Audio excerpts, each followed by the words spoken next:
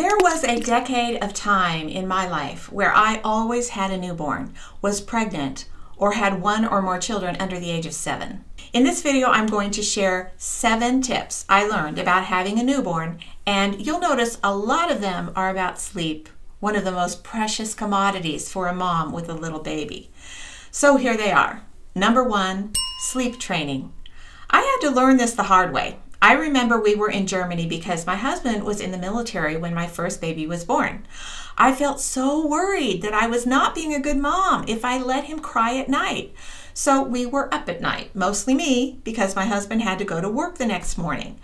I would end up nursing him every hour and a half or so, 24 hours a day. I would rock him until he fell asleep, put him in the baby swing, walk him around, or whatever I thought would make him finally fall asleep.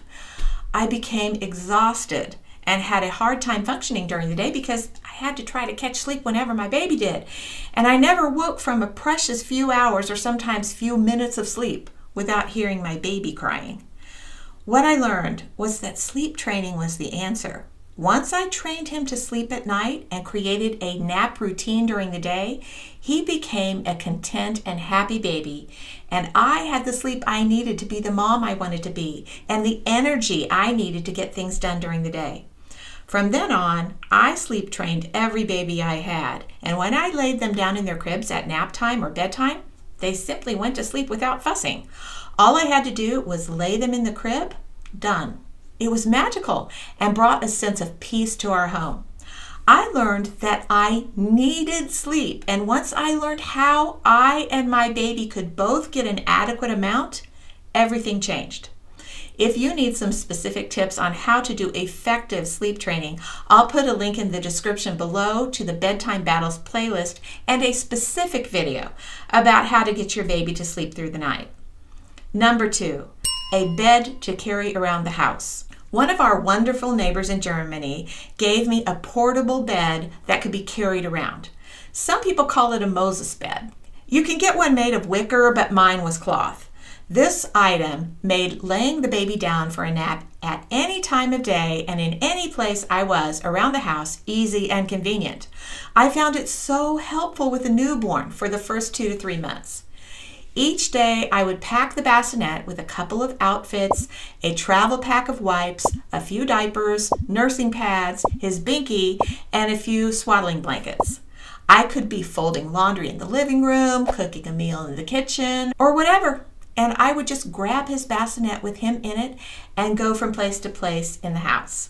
No matter where I was, he would be sleeping right there near me. So when it was time for him to wake up, I needed to feed him, change his diaper, or whatever, I could just reach over and take care of him without going across the house to the nursery or trying to find his diapers and wipes and a change of clothes and etc.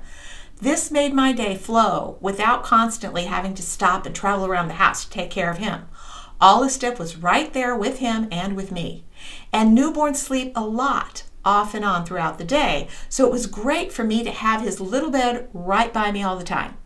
But if you decide to get one of these kinds of beds, make sure it is simple and small enough to be easily carried around. Some of the ones that you can get now are really big and bulky. The one I had was very small and lightweight. I'll put a link in the description to a wicker one that is very simple design, it's not expensive, and it would do the trick very well.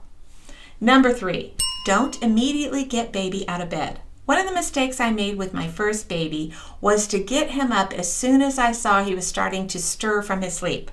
This caused him to expect it, and he started to fuss upon waking if I didn't. I learned to let my babies wake up and move around for a bit on their own before I went to get them, especially as they got past the newborn stage. It was good to let them hang out in their crib for a little while. Sometimes they would fall back to sleep, which was a good thing too. This taught them that I was not there at every waking moment and that this is okay. They learned to chill because I did. It also helped them learn that when they wake in the middle of the night, like we all do, they could just go back to sleep.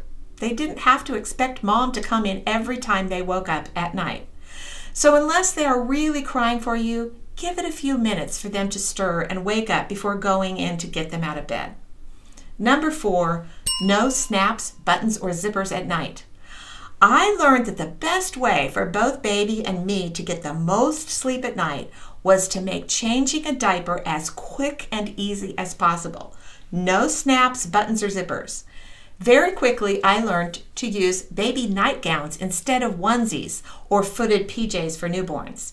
As long as my baby was up in the middle of the night needing to be fed or diaper changed, I would not dress them in anything that would cause me to have to fiddle with unnecessary gadgets. Just get straight to the diaper and be done. For the first couple of weeks or so, just dressing them in a little t-shirt and swaddling in a blanket at night is good. They don't need any other clothing. It's just in the way when it's time to change their diaper. I would not recommend the swaddlers that have a zipper and Velcro at night. The Velcro makes noise and you have to zip and unzip. Instead, using a regular swaddling blanket works great. No gadgets on them, and they're easy and quick to use. Once they don't need to be swaddled anymore, I used baby gowns and little warm socks instead of onesies. These kept my babies warm, but still allowed me to access the diaper quickly and easily. I'll put a link in the description below for an example of the kind of gowns I'm referring to, the t-shirts and swaddling blankets. You'll notice the t-shirts that I recommend do have snaps, but that's because you don't have to change their t-shirt at night unless they throw up all over it for some reason. Then snaps would be helpful to avoid getting yucky stuff all over their head as you remove the t-shirt. So this is the one exception to the rule of no snaps at night. But generally, you won't need to use the snaps most of the time because you won't need to change all of their clothes in the middle of the night, except on rare occasions. Seriously, I found if I kept it simple, I got a lot more sleep. Hey, if you're enjoying this content, please do me a favor and remember to subscribe and hit the notifications button. Number 5, make sure you make time for yourself.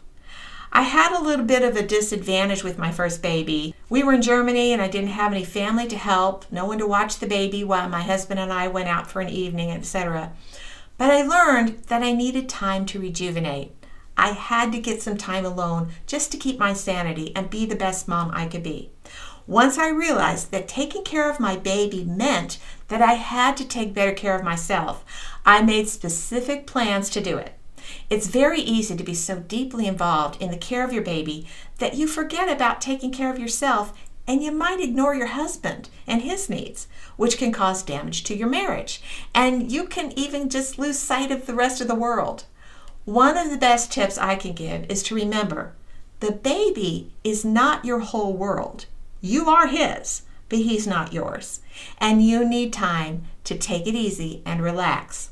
There's a video on this channel to show you how you can do this, no matter how many babies you have, that I will link here, above here, and in the description below. I know many moms just don't take this tip seriously, but it is so very important in my opinion. Number 6. Crying is okay. As I said earlier with my first baby, I thought if I let him cry, I wasn't being a good mom and an attentive one. But I soon realized that he was ruling the roost. I was always at his beck and call. No matter the time of day or night, one peep from him and I was on the job. I remember being so exhausted that I said to my husband, "He's crying. Please get him. We can't let him cry." But once I realized this idea was not helping him or us, I learned that it is okay to let him cry a little bit. That's what babies do. And I learned that if I made sure all his needs were met, he had plenty of loving attention, a clean diaper, had been fed, burped, and did not have anything causing him pain, that I could let him cry, and he would eventually settle down on his own. I could even let him scream for a few minutes and just pat his back and not pick him up every time. He learned that all was okay and I was there, but he was not always going to get his way. Very quickly, he became more content as I learned to take care of all his needs before he cried for them. Then I decided when he would get up and get cuddled according to what I was doing in my day. He adjusted, and I began to be in charge like a parent should be, rather than him ruling over me. And that was very, very helpful when I had more children than just one. The super best tip I can give is to learn this. It's okay for your baby to cry sometimes.